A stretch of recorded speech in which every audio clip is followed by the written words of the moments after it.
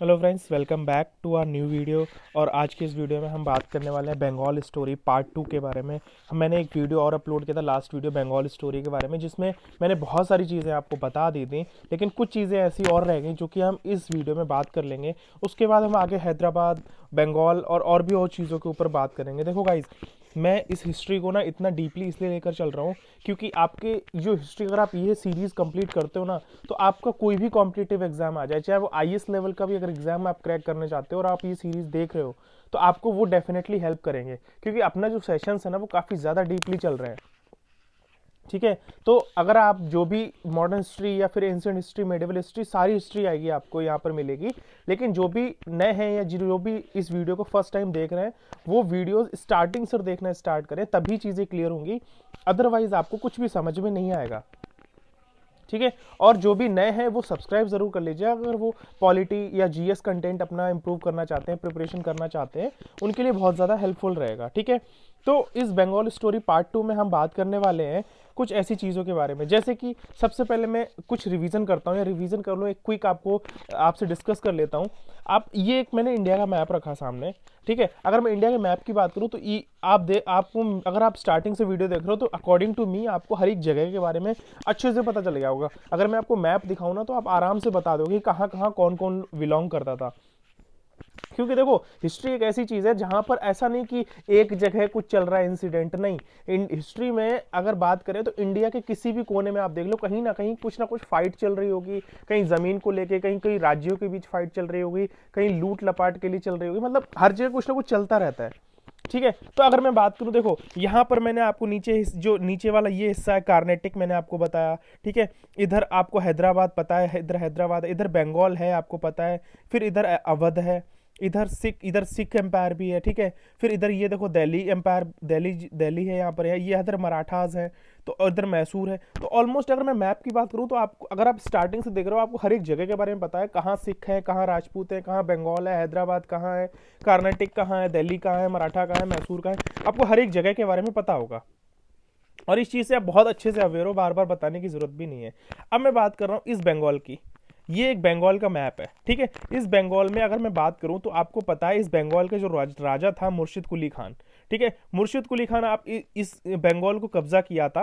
ठीक है, निज़ाम ने जैसे हैदराबाद को किया था, वैसे मुर्शिद कुली खान सूबेदार थे बंगाल के, लेकिन जब निज़ाम ने हैदराबाद को अलग किया, उसी से प्रेरित होकर, उसी से प्रभावित होकर उस मुर्शिद कुली खान ने भी बंगाल को, मुगल एम्पायर जो था उससे अलग किया था, सेपरेट किया था। ठीक है, तो मुर्शिद कुली खान इस बंगाल का राजा था। ठीक है, और मुर्शिद कुली खान का जो टाइम पीरियड था वो था 1717 से लेकर 1727 तक का। ये चीज़ भी आपको बहुत अच्छे से पता है। ठीक है, अब मैं एक बात मैंने आपको बहुत पहले पढ़ाई थी, अगर कोई वीडियो पुराने देख रहा है, ठीक है, तभी चीज़ें समझ में आएंगी। मैंने एक चीज़ आपको बताई थी, एक सिस्टम था इजारेदार सिस्टम। इजारेदार सिस्टम मैंने आपको क्या बताया था, मैं एक बार रिपीट कर देता हूं। इजारेदार सिस्टम जब आया था, जब मैंने आपको बताया था जुल्फिकार खान ने इसको स्टार्ट किया था। और इसमें क्या हुआ था, जब मुगल एम्पायर फाइनेंशियली वीक होने लगा था, तब ये इजारेदार सिस्टम लागू किया था। और इसमें बताया गया था कि इसमें जो राजा है, यानी जो जुल्फिकार खान है, कि किसी को एक ज़मीन देंगे, अपने एम्पायर में किसी को एक ज़मीन देंगे, और ये कहेंगे कि उस ज़मीन की हर एक देख रेख, आर्मी, सब कुछ तुम संभालोगे, लेकिन जो भी आपका उस जगह का टैक्स रेवेन्यू कलेक्ट होगा, उसका एक फिक्स्ड अमाउंट आप लाकर राजा को दोगे। ये था इजारेदार सिस्टम की। देखो, एक था एक सिस्टम मैंने आपको बताया था जिसमें था कि कुछ जो भी पैसा बचे वो ला के देना। ठीक है, लेकिन वो जमीन के बारे में, वो भी जमीन के बारे में था। लेकिन इजारेदार सिस्टम में क्या था कि आपको एक फिक्स्ड अमाउंट राजा को देनी पड़ेगी, मतलब जो भी रेवेन्यू कलेक्ट होगा उसमें से एक फिक्स्ड अमाउंट, यानी कि अगर 100 रुपए कमाई हुई है तो आपको हर महीने राजा को 50 रुपए लाकर देने होंगे। मतलब 50 रुपए में अपना गुजारा करो, लेकिन एक फिक्स्ड अमाउंट आप डिसाइड करो और वो लाकर राजा को देना होगा। उसको कहते थे इजारे सिस्टम। मैंने लिखा इसमें राजा को आपको एक फिक्स्ड अमाउंट पे करना होता था। ठीक है, ये चीज मैंने आपको बताई थी। अब क्या हुआ, मुर्शिद कुली खान ने बंगाल में सेम चीज स्टार्ट करी। मैंने आपको बताया था कि मुर्शिद कुली खान ने वहां के लोगों से ये कहा कि मुझे एक फिक्स्ड अमाउंट चाहिए। उन्होंने इजारेदार सिस्टम के लिए सबको बोल दिया कि मुझे आपके जो रेवेन्यू कलेक्ट होंगे, जो भी जमीनें थी, ठीक है, वहां से आप मुझे एक फिक्स्ड अमाउंट दोगे। अब देखो, जब राजा ने ये कह दिया कि आप मुझे फिक्स्ड अमाउंट दोगे, तो ये भी हो सकता है कि देखो, कोशिश हर कोई करेगा फिक्स्ड अमाउंट देने की, राजा का ऑर्डर था। ठीक है। लेकिन कभी ये भी हो सकता है कि वहाँ के लोगों की खेती अच्छे से ना हो, बारिश ना हो, वहाँ पर उनका उस लेवल पे अमाउंट जो कलेक्ट नहीं हो पाए, ठीक है। बहुत सारी चीज़ें ऐसे हो सकती हैं जिससे उनका जो रेवेन्यू है वो पूरा नहीं हो पाए। लेकिन अपने को तो राजा को हर महीने एक फिक्स्ड अमाउंट देना है। अब वो कैसे देंगे? तो क्या हुआ, वहाँ के जो रिच लोग थे, जैसे जो होता है ना कि हर गांव में बहुत मुनीम होते हैं, ठीक है, मुनीम होते थे, आपने मूवीज में भी देखे होंगे, ठीक है, जो बहुत ज़्यादा पैसे वाले होते थे। तो उन्होंने क्या किया, उन्होंने उन लोगों से कहा कि आपको राजा को फिक्स्ड अमाउंट देना है, ठीक है। तो एक काम करो, अगर आपकी बारिश नहीं हुई, आपकी कमाई नहीं हुई है, तो आप मुझसे पैसा ले जाओ एक लोन पर, जो लेंडर्स होते हैं, मनी लेंडर्स, ठीक है। तो आप मुझसे कुछ पैसा ले जाओ और जाके राजा को दे दो। इस तरह से ये जो सिस्टम स्टार्ट हुआ ना, जब लोगों की कमाई नहीं हो पाई, लोग पैसा नहीं इकट्ठा कर पाए, लेकिन राजा को उस इजारेदार सिस्टम के अकॉर्डिंग एक फिक्स्ड अमाउंट देना था, तब जब रिच लोग थे, जो मनी लेंडर्स थे, जो बैंकर्स थे, जो फाइनेंसियर्स थे, उन्होंने उन्हें अप्रोच किया और कहा आप मुझसे पैसा ले जाओ एज अ लोन और जाकर राजा को दे दो, ठीक है। और उसका ब्याज मतलब जो भी था, तो ये सब चीज़ देखो, बैंकर्स हो गए, मनी लेंडर्स, फाइनेंसर्स, ये सब चीज़ें वहाँ से निकली कि भाई इस तरह से ये स्टार्ट हुआ कि हाँ आप लोन वगैरह लो, मनी मतलब लोगों को लोन के अकॉर्डिंग पैसा देने लगे और जाके फिक्स्ड अमाउंट राजा को देना है। तो जो लोग रिच थे बंगाल में, उन्होंने ऐसा कहा लोगों से कि आप मुझसे पैसा ले जाओ और जाके राजा को दो। तो वहाँ से ये एक मनी लेंडर्स या बैंकर्स, एक फाइनेंसियर्स वर्ड, ये वहाँ से निकले थे, ठीक है। ये सिस्टम वहां से स्टार्ट हुआ था। तो ये चीज आपको क्लियर हुई। अब उसके बाद क्या हुआ कि मोहम्मद, जैसे मुर्शिद कुली खान की जब डेथ हो गई ना, मुर्शिद कुली खान की जब डेथ हो गई 1727 में, ठीक है, उसके बाद मुर्शिद कुली खान का जो बेटा था शुजाउद्दीन मोहम्मद, ठीक है, और ये वहां का राजा बना। और ये जब वहां का राजा बना तो इसका जो टाइम पीरियड था वो था 1727 से लेकर 1739 तक, सॉरी गाइस, ठीक है। तो 1727 टू 1739 इसका जो टाइम पीरियड था। और उसके बाद यानी कि शुजाउद्दीन मोहम्मद के बाद जो राजा बना वो बना सरफराज खान, और सरफराज खान का जो टाइम पीरियड था वो 1739 से लेकर 1740 था, ठीक है। अब इनमें आपस में these three used to fight belong from the same family. अब ये आपस में सेम फैमिली से बिलोंग करते थे, लेकिन इनके बीच में आपस में फाइट हुई। फाइट क्या हुई, मुर्शिद कुली खान ने सरफराज से कहा कि एक काम करो, बंगाल को अब आप संभालो। लेकिन तभी बीच में ये क्या बोलते हैं, शुजाउद्दीन मोहम्मद जी आए। उन्होंने कहा बेटा रुको, हम तुम्हारे पिताजी हैं, तो आप मुझे यहाँ का राजा सबसे पहले बनने तो सरफराज खान ने कहा ठीक है आप बन जाओ, उसके बाद मैं बन जाऊंगा, ठीक है। ये चीज वहां से क्लियर हुई। तो जब when Sarfaraz Khan was the king, और जब सरफराज खान राजा बने बंगाल के, तो क्या हुआ देखो मैं बताता हूँ। जब शुजाउद्दीन की डेथ हो गई उसके बाद सरफराज खान राजा बन गए, ठीक है। सरफराज खान राजा बन गए, उसके बाद सरफराज खान का एक डिप्टी गवर्नर था, ठीक है। और उसने क्या, और जिसका नाम था अली वर्दी खान, एक डिप्टी गवर्नर था सरफराज खान का, उसका नाम था अली वर्दी खान। और उसने क्या किया, उसने एम्पायर को छीनने के लिए, अली वर्दी खान ने सोचा कि बेटा इस बंगाल पे मैं राज करूंगा, तो अली वर्दी खान ने इस सरफराज खान को मरवा दिया, ठीक है। तो ये चीज यहां तक क्लियर हुई होगी आपको। यानी कि मैंने आपको यहां पर 3 कॉन्सेप्ट बताए। पहला कॉन्सेप्ट मैंने आपको बताया कि बैंकर्स, फाइनेंसियर्स, मनी लेंडर्स, ये वर्ड्स कहाँ से निकले, क्योंकि इजारेदार सिस्टम था जो मुर्शिद कुली खान ने सब पर लागू कर दिया।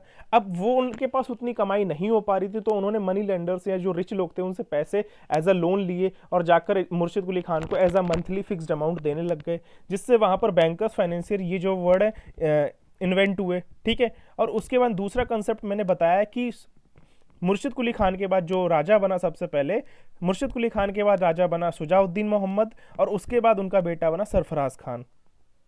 इनका टाइम पीरियड मैंने आपको बता दिया। शुजाउद्दीन मोहम्मद का टाइम पीरियड था 1727 से लेकर 1739, और सरफराज खान का जो टाइम पीरियड था वो 1739 से लेकर 1740 था, ठीक है। अब सरफराज खान जब इन दी एंड बंगाल के राजा बने, तो उनका एक डिप्टी गवर्नर था अली वर्दी खान, और अली वर्दी खान ने उस बंगाल पर राज करने के लिए सरफराज खान को मरवा दिया, ठीक है। अब यहां तक देखो, मुर्शिद कुली खान, फिर सुजाउद्दीन मोहम्मद, फिर सरफराज खान, यानी कि पीढ़ी दर पीढ़ी चले आ रहे थे। लेकिन इनका एक डिप्टी गवर्नर ने सरफराज खान को मरवा दिया, मतलब इनकी पीढ़ी खत्म हो गई। अब वहाँ अगर मान लो अलीवर्दी खान की डेथ होगी तो वहाँ पर उसका राजा कौन बनेगा? उसका बेटा बनेगा। मतलब उनकी पीढ़ी खत्म हुई, अब यहाँ पर जो पीढ़ी स्टार्ट होगी वो अलीवर्दी खान के बेटे से स्टार्ट होगी, यानी अलीवर्दी खान के बाद जो भी जनरेशन रहेगी वो उस बंगाल पर रूल करेगी। कहीं ना कहीं वो पीढ़ी खत्म हुई ना।